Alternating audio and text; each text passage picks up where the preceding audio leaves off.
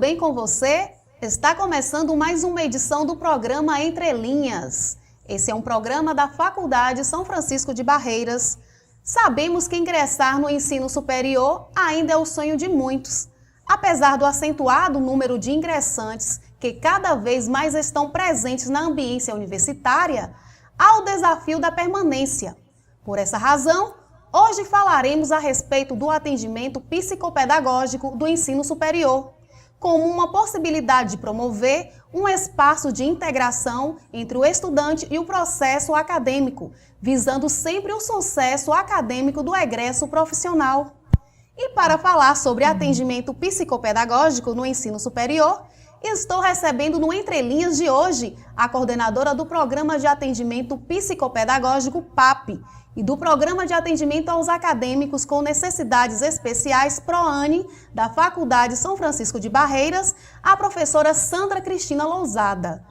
Olá, professora, seja bem-vinda ao nosso programa. Obrigada, agradeço imensamente o convite, como é bom poder estar aqui nesse momento, para a gente poder falar um pouquinho do nosso trabalho no PAP, no PROANE, e falar dessa parceria entre os estudantes, entre os professores, entre os coordenadores, entre a instituição como um todo, né? Afinal de contas, é muito bom estar e fazer parte dessa família FASB.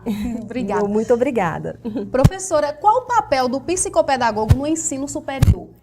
Normalmente, nós temos a ideia que o psicopedagogo, ele atua com crianças, né? Especialmente na educação básica, na educação infantil, no ensino fundamental, no ensino médio, na educação básica como um todo.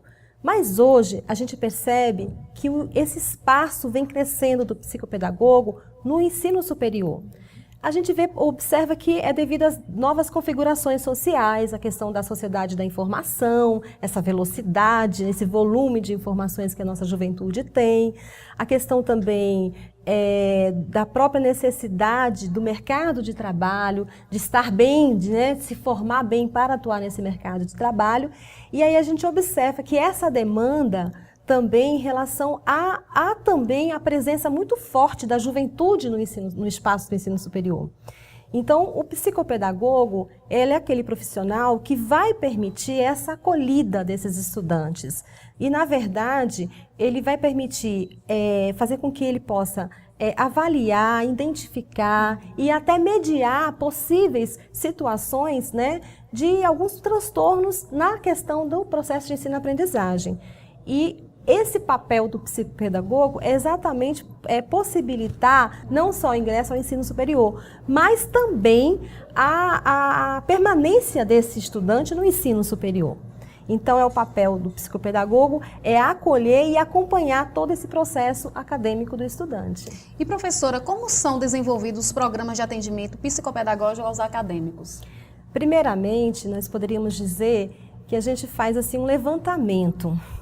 Então, primeiramente, a gente identifica quais são as necessidades que surgem dessa demanda aí do estudante do ensino superior e a gente começa a acolher esses alunos em especial.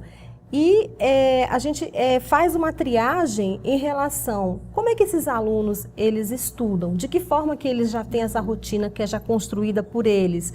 Porque ingressar ao ensino superior rompe com aquele modelo da educação básica, do ensino médio. Então, a demanda agora é nova e exige uma postura nova. Então, frente a essa postura nova, nós fazemos assim uma triagem de quais são as disciplinas que os nossos alunos, que nos procuram, eles apresentam maiores dificuldades, quais são as disciplinas com maior volume de conteúdos, em que momento o aluno ele tem um tempo para estudar, porque se ele trabalha, então ele realiza atividade física fora. Então, nessa triagem, nós fazemos esse levantamento e organizamos o estudo dele, assim, organizando um cronograma de estudo.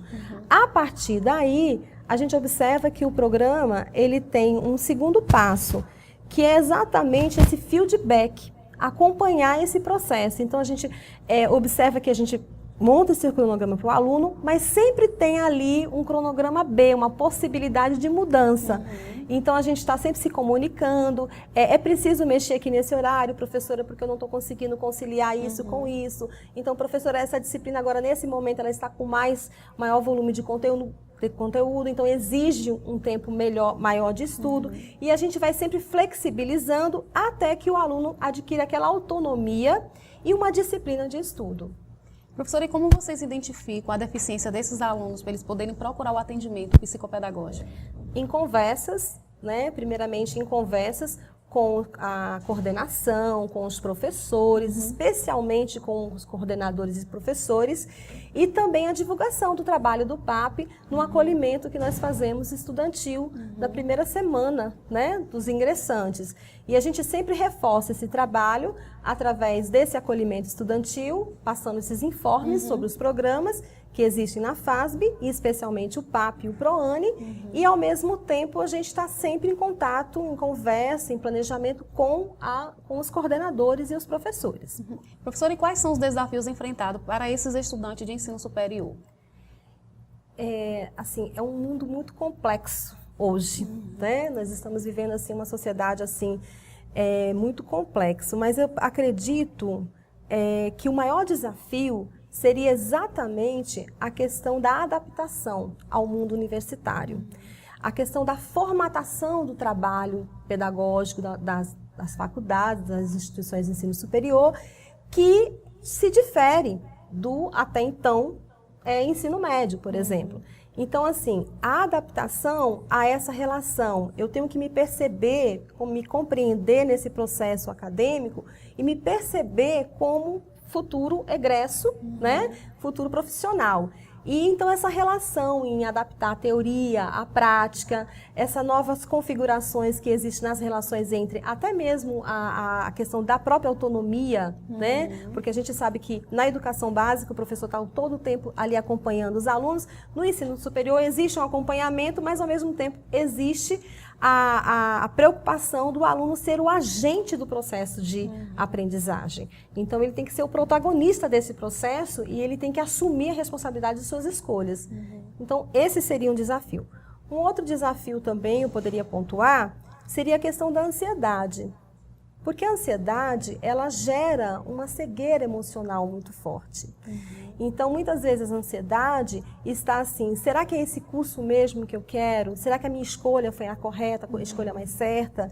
Como é que eu me percebo lá na frente? Será que quando eu terminar, concluir esse curso, eu vou conseguir um campo de trabalho com mais facilidade? Eu vou conseguir passar num concurso? Então, assim, a ansiedade é você estar não no presente, você estar no futuro. Você buscar respostas ainda que você não tem, mas que você precisa construir um caminho, trilhar um caminho para que você alcance esse futuro. Então, eu sempre costumo dizer que é preciso que o estudante universitário se faça presente no seu presente. Então, ele tem que ter foco, planejamento, ele tem que saber o que ele quer futuramente, mas ele tem que trilhar esse caminho. Então, é o dia a dia. E essa rotina da vida acadêmica, ela não é muito fácil, porque muitas vezes a gente tem que conciliar com a rotina também do trabalho. Uma nova rotina, nós temos alunos aí que eles não são do nosso município, são de outras regiões, de outros estados, por exemplo, e aí eles estão distante da família, então há um novo formato na vida desse aluno, ele tem que dar conta de fazer suas refeições, ele tem que dar conta de pagar as contas, ele tem que dar conta de administrar as suas finanças, e tudo isso é muito novo para ele, que além de tudo isso, ele tem que dar conta do sentimento da saudade da família, da saudade dos amigos, da saudade do seu próprio espaço. Então, assim, eu digo que os desafios em relação à questão da adaptação a esse novo, a essa ansiedade dessa nossa juventude, né, e dessa nossa sociedade que não são só os jovens que são ansiosos, e se adaptar a esse meio que agora ele tem que se sentir o agente, né, de suas próprias ações. Esses estudantes de ensino superior, quando ele chega na faculdade, ele chega assim com uma certa ansiedade, porque para ele é tudo novo. É uma escolha da profissão que vai fazer parte da vida dele. Então, assim, a minha próxima pergunta é como organizar a inclusão do estudante quando chega ao ensino superior? Inclusão. Aí a gente vai falar de uma escola inclusiva, mas uma escola inclusiva para todos, tá? Seja o aluno com ou sem necessidades especiais. Então, a gente pensa assim, em primeiro lugar, qual o papel da instituição nesse processo? Então, seria avaliar quem são os nossos estudantes, qual o perfil do nosso estudante, e a partir daí propor situações que possam contribuir para a adaptação desse estudante no processo acadêmico. Então, seriam as adaptações pedagógicas, né? O acolhimento, como eu falei, essa triagem de como é que meu aluno estuda. Tem alunos que têm uma memória auditiva maravilhosa, são aqueles alunos que estão na sala de aula e o professor falando ali, eles podem até fazer outras coisas no momento, mas eles estão ali ouvindo, eles aprendem com maior facilidade. Tem alunos que a memória visual, no campo visual, eles aprendem melhor. Tem outros que têm que fazer resumos, que são mais sinestésicos, então necessitam dessas ferramentas. Então, assim, a gente precisa identificar primeiramente, o PAP, ele tem essa preocupação, tanto com os alunos com as necessidades especiais, em se tratando, né, e também dos alunos, né, que não têm essas necessidades. E aí a gente tem que identificar qual é o ritmo de aprendizagem, qual a melhor forma de aprendizagem desses alunos. Então, nós realizamos alguns testes, algumas dinâmicas, para que a gente possa realmente conhecer esse aluno. E, ao mesmo tempo, a gente possa incluir e acompanhar esse aluno no seu processo, ao longo do seu processo acadêmico. E, a partir daí, também é interessante que a gente começa a observar que existem algumas rotinas, né, dos nossos estudantes, e que eles acham assim, professor, eu aprendo melhor pela tarde, eu aprendo melhor à noite, eu aprendo melhor pela manhã. Mas esse aprender melhor está influenciando positivamente no seu processo de aprendizagem?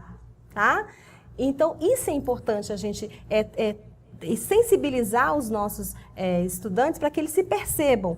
Ou não. Se não está, então a gente precisa de um plano B, que eu costumo brincar com eles, nosso plano B. E aos poucos a gente vai infiltrando, vai administrando, vai direcionando algumas orientações para que ele possa até mesmo mudar, de repente experimentar um outro horário. E talvez nesse outro horário o resultado será mais positivo. Então, assim, o maior respeito é com a singularidade de cada aluno, de cada, seja ele com as suas especificidades, né, de aprendizagem, e ao mesmo tempo também saber escutar e ao mesmo tempo também saber perceber esse aluno na sala de aula, como é que está esse rendimento dele.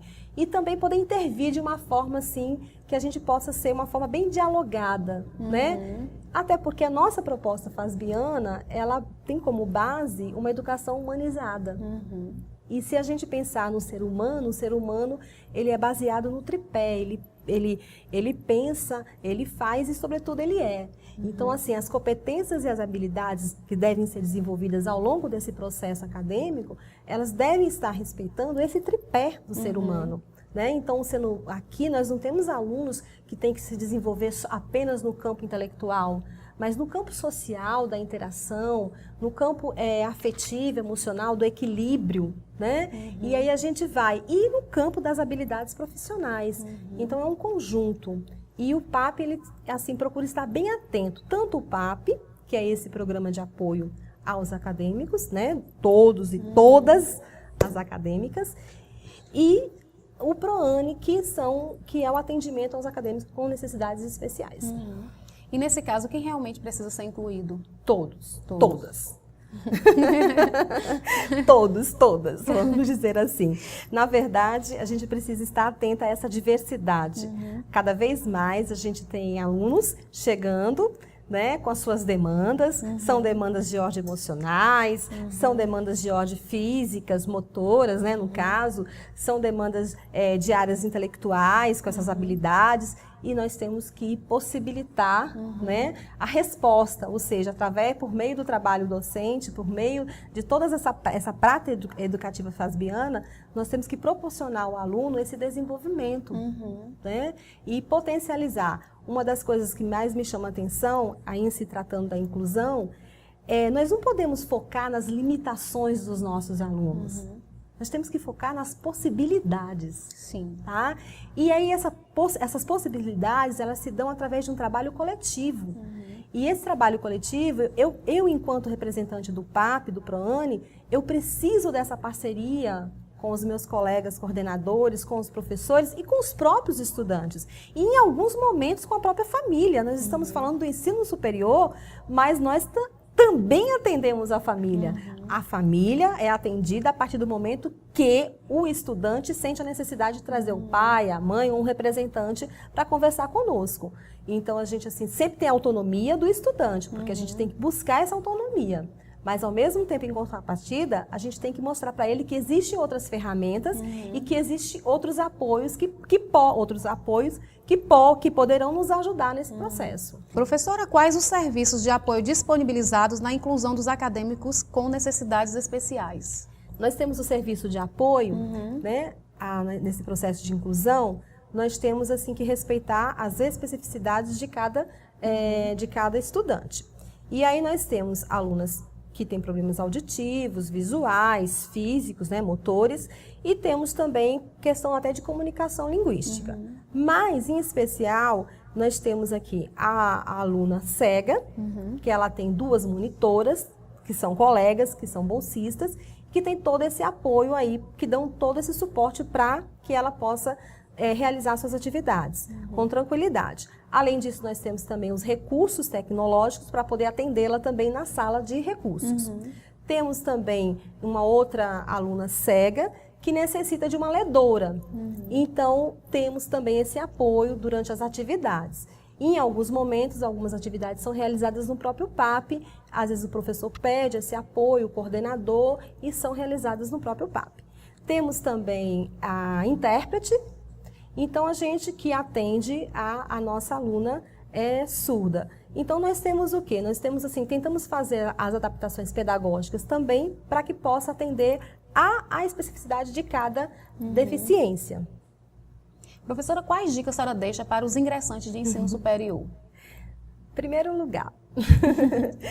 Não, vou resumir assim. Resumidamente, seria esse tripé. Seria estar aberta ao novo, né?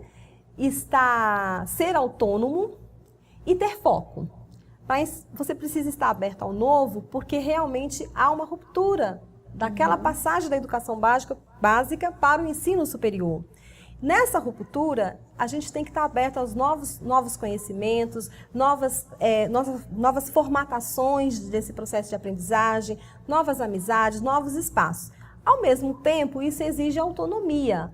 E autonomia significa você se sentir agente da sua própria escolha e também agente do seu processo de aprendizagem, né? E para isso, existe uma ferramenta muito importante que é a ferramenta do foco. Ou seja, da disciplina de estudo. Então, é necessário que os nossos estudantes, eles busquem agora uma nova postura frente a essa vida acadêmica, porque exige dele essa autonomia, exige dele esse planejamento, planejar ações diárias, planejar ações a curto, a médio, a longo prazo, mas, sobretudo, se organizar enquanto estudante e buscar cada vez mais informações que irão agregar, né, na verdade, o seu conhecimento, né, enquanto aí futuro egresso profissional. Professora Sandra, foi muito interessante a nossa entrevista. Espero assim, a senhora outras vezes aqui em nosso programa. Muito obrigada e sucesso aí na vida acadêmica de todos os nossos estudantes. Obrigada. E o programa Entre Linhas fica por aqui. No programa de hoje, conversamos com Sandra Cristina Lousada, coordenadora do Programa de Atendimento Psicopedagógico PAP, que falou sobre atendimento psicopedagógico do ensino superior. Então é isso. Ficamos por aqui e até a próxima edição do Entre Linhas. Acompanhe nossas redes sociais toda semana. Temos temas interessantes e importantes para a sua vida pessoal ou profissional. Até logo. Tchau.